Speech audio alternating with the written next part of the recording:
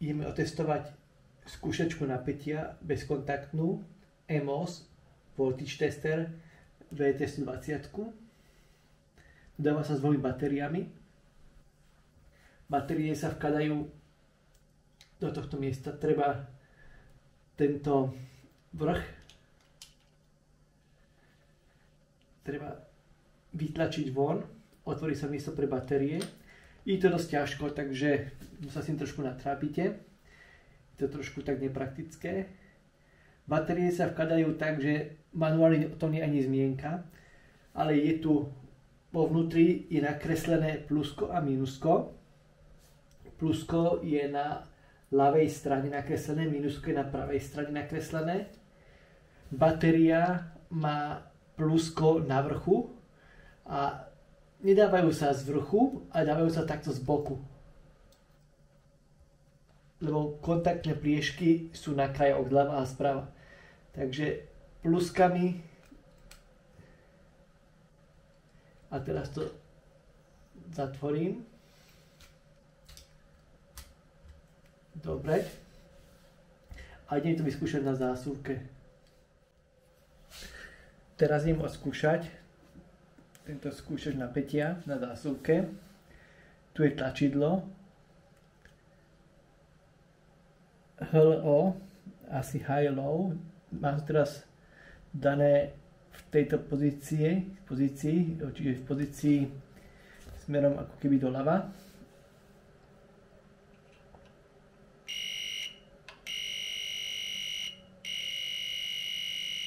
Takže vydáva zvuk. Teraz to prehodím do tejto pozície.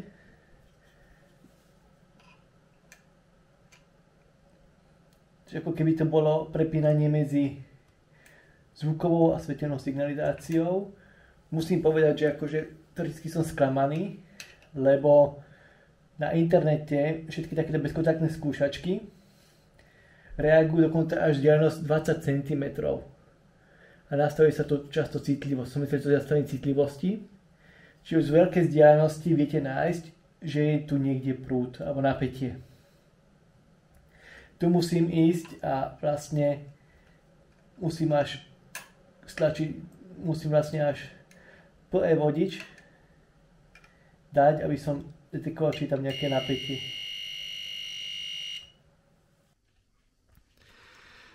Teraz idem otestovať, ako bude tento napäťový tester, testovať napätie alebo kvázi prúd, alebo či elektrika v lampe. Takže mám najprv nastavenú signalizáciu svetelnú.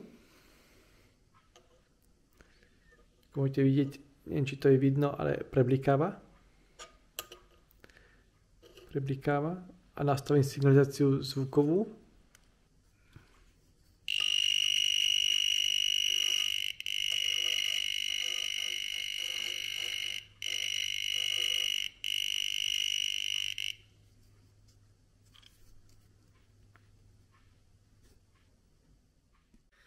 Teraz idem otestovať okolo vypínačov.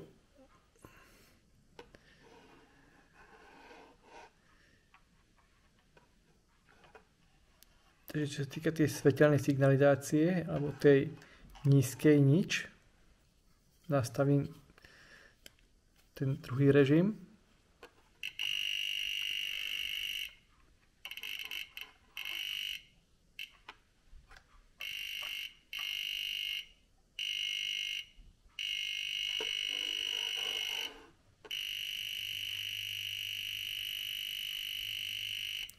Takže druhý režim je už lepší, ten už detekuje, že je tam napätie.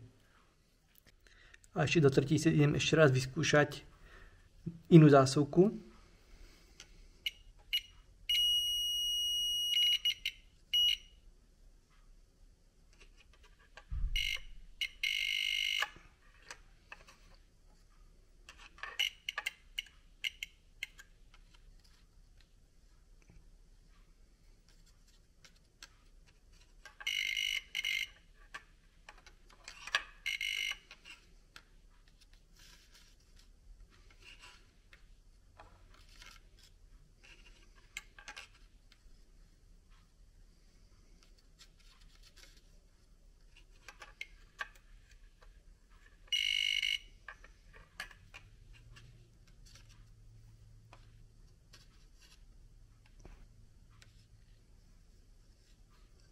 ako naozaj tá detekcia na zásuvkách je veľmi slabá. Tento detektor oproti tým, čo som videl na internete, kde naozaj už z väčšej vzdialenosti z takejto viete detekovať, či je nejakých 5 cm od steny, viete detekovať, či je tam napätie alebo nie, tak tu nám musíte ísť až na kolik. A horko ťažko máte šancu niekde inde tu zistiť, že kadiaľ vám ide kábel. Proste naozaj za mňa tento EMOS VT120 je veľmi slabý. Je to veľmi slabé a dal by som na zváženie, či sa to oplatí za tie peniaze.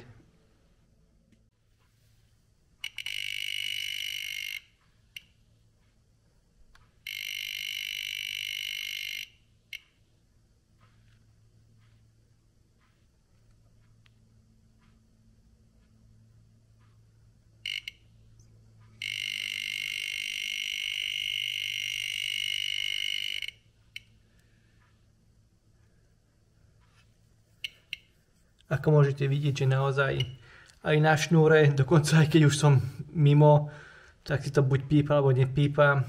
Ako stojí 4 €, ale za mňa je to, ako očakávam takéhoto výrobku, že bude úplne na inej úrovni, na inej kvalite.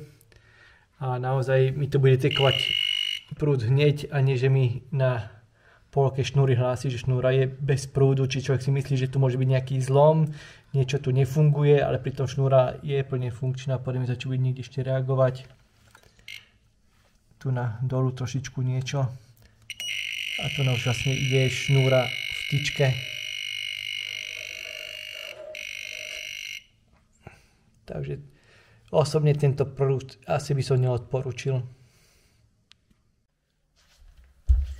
Na záver ešte doplním, že skúšačka síce má tu na označenie HLO, ale podľa manuálu ide len o 0 a L. Takže ako neviem, prečo sú to 3 písmená, respektíve je to ako Očko, ani nie 0. Testovanie sa robí tak, že keď dám do režimu O, tak vidím, že mi teraz svieti, tak zatestujú kontrolky, či fungujú.